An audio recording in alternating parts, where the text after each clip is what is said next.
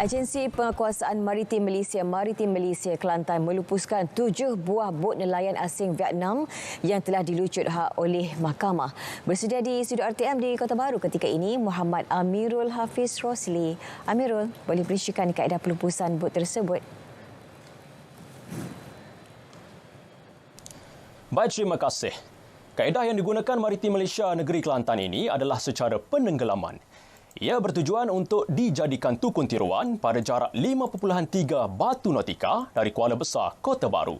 Pengarah Maritim Negeri, Kapten Maritim Said Nor Adli Said Abdul Rahman berkata, 3 daripada bot yang ditenggelamkan itu menggunakan nombor bot tempatan untuk mengaburi mata penguat kuasa.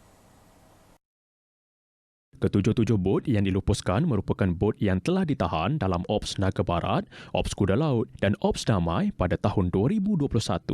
Dalam kenyataan media dikeluarkan katanya, penahanan 7 bot ini turut melibatkan tahanan ke atas 58 kru termasuk tekong warga Vietnam dengan rampasan 7 bot, 1,700 kg ikan pelbagai jenis, 1,300 kg ikan baja, 50 kg gamat, 150 kg sotong kering dan 27,800 liter diesel.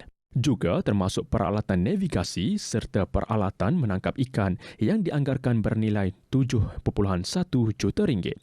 Kesemua kru termasuk tekong disabitkan kesalahan di bawah Seksyen 15-1-A Akta Perikanan 1985 kerana menangkap ikan tanpa kebenaran Ketua Pengarah Perikanan Malaysia dan dihukum di bawah Seksyen 25-A Akta Perikanan 1985. Nilai denda bagi kesemua yang ditahan berjumlah 12.5 juta ringgit. Namun, kesemua bot dan tekong memilih untuk dipenjarakan.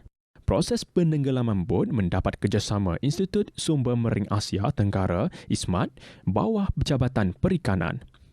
Kesemua bot melalui proses ketat sebelum diluluskan untuk ditenggelamkan. Ini untuk memastikan tiada pencemaran berlaku, bot tidak mudah pecah dan lebih tahan untuk dijadikan tukun tiruan. Penenggelaman bot sebagai tukun tiruan dijangka dapat memberi manfaat kepada lebih 1,000 nelayan sekitar termasuk peminat perikanan rekreasi. Sejak tahun 2007, Maritim Negeri Kelantan telah melupuskan 264 bot nelayan asing Vietnam melalui pelbagai kaedah pelupusan seperti penenggelaman, musnah, lelong dan jual serta hadiah dengan anggaran nilai lebih 380 juta ringgit. Pertubuhan Peladang Kawasan PPK Gua Musang memanfaatkan kawasan tanah terbiar dengan melaksanakan projek tanaman fertigasi gantung. Ia melibatkan lebih 4,000 polybag timun dan halia secara berkelompok di sekitar kawasan pejabat.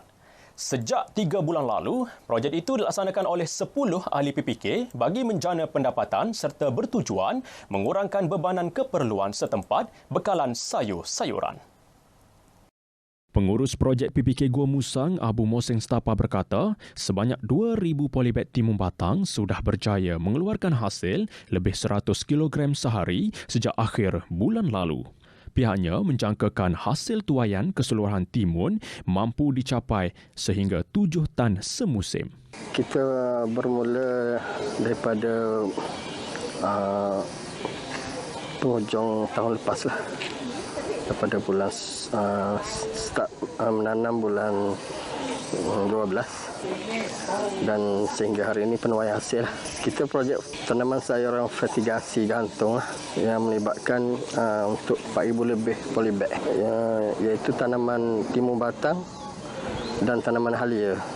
Berterima kasih kepada Lembaga Pertubuhan Peladang kerana memberi peruntukan kepada kita sejumlah peruntukan yang agak besar, RM80,000 untuk pelaksanaan projek ini beserta infra untuk projek lah. Projek fertigasi gantung ni dia kelebihan dia adalah dia mudah untuk diselenggara dan penggunaan tenaga buruh pun boleh diminimalkan lah. Idea ni sebenarnya lama dah kita nak buatnya. Soalnya sebelum itu kita tengok untuk rancangan ekonomi ni daripada COVID lagi, kerajaan dah bantu kita untuk memastikan 10 peserta tadi memperoleh pendapatan yang baiklah. Seorang ibu tunggal tabah menjaga seorang anak orang kurang upaya. OKU, autism dan 3 cucunya yang yatim piatu berusia antara 8 hingga 12 tahun. Rohana Musa, 55 tahun dari Kampung Panjang Binjai, Kota Baru berkata, tugas menjaga 3 cucu dipikul sejak tahun lalu selepas kedua ibu bapa kanak-kanak itu meninggal dunia. Anak keduanya iaitu Muhammad Aiman Muhammad Azmi, 36 tahun, meninggal dunia setahun lalu manakala menantunya Nur Farahin Muhammad, 27 tahun, meninggal dunia 2 tahun lalu akibat parah otak. Kehidupannya sekeluarga hanya bergantung pada wang bantuan daripada Jabatan Kebajikan Masyarakat JKM dan orang ramai. Dia pula tidak dapat bekerja kerana perlu menjaga anak Muhammad Ikram, 28 tahun yang menghidap autism dan memerlukan penjagaan penuh. Oh, tak ada kerja, duk ni, ingat. Duk jaga dia ke apa, gitu. Kerja ada, kena makan orang segi tapi tak nak kerja, nak tinggal ni payuh. Lah dia duk pergi, dia duk pergi rumah orang kak. Ambil barang orang, ambil lepas ambil lepas tu ambil lakor pakai orang apa gitulah. Rumah pusaka yang didiami mereka ini juga kian uzur kerana atapnya sudah bocor dan ada bahagian lantai yang reput serta berlubang. Ujar Rohana, dia tidak mampu untuk membaiki kerosakan kerana kehidupan hanya bergantung kepada bantuan JKM sebanyak RM1,050 yang digunakan untuk belanja harian. Orang ramai yang ingin menghulurkan sumbangan boleh berbuat demikian di akaun tertera. Sekian paparan berita dari Kelantan, kembali ke Angkasa Puri. Baik, terima kasih Amirul untuk perkembangan dari Kelantan.